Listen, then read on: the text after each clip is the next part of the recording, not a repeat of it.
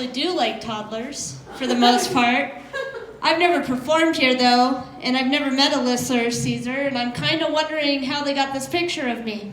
I still look like that. You guys just can't tell right now. See me at my day job.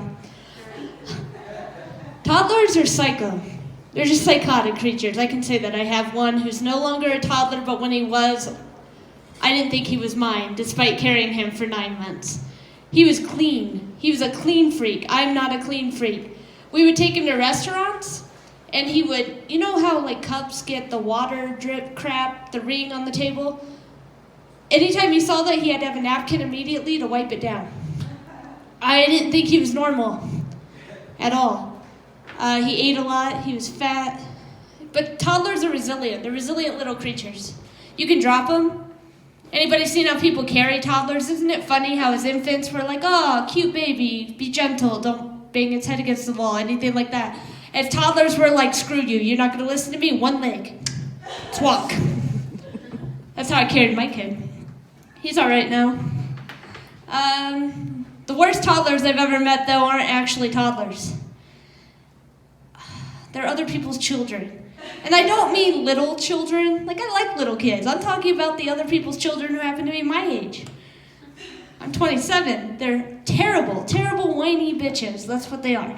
I work at a call center, or used to anyways. That's how I met Leslie. I've never dealt with people who cry as much as 27-year-old people working in call centers.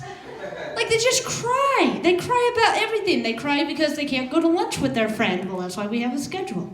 They cry because we won't promote them. We'll be smarter. Do better at your job. They just cry. My favorite age range is 9. That's how old my son is right now. I love this age. This is the funnest age I've ever seen. What's the weirdest thing your kids ever said to you? Sent to me? Said. Said to me? That word, yes. There's so many. He likes to rub his legs and say "thank you, legs." So, yeah. There you go. I've had 2 interesting conversations with my child. One was right before Christmas.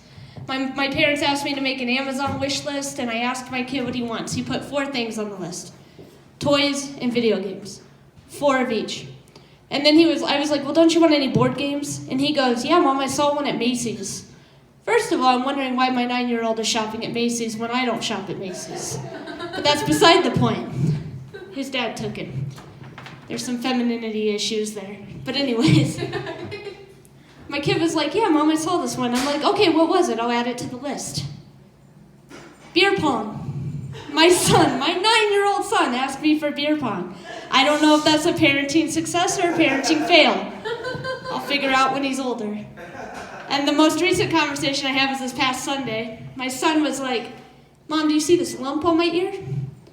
And I'm like, "No." And he's like rubbing it, just rubbing it really intently, thinking about it. And I'm like, he's like, "I guess it's there for when I turn 13. I'm like, "What the fuck does that even mean? You're 9. You've got 4 years to go." And he's like, "I know." Then he starts rubbing it some more.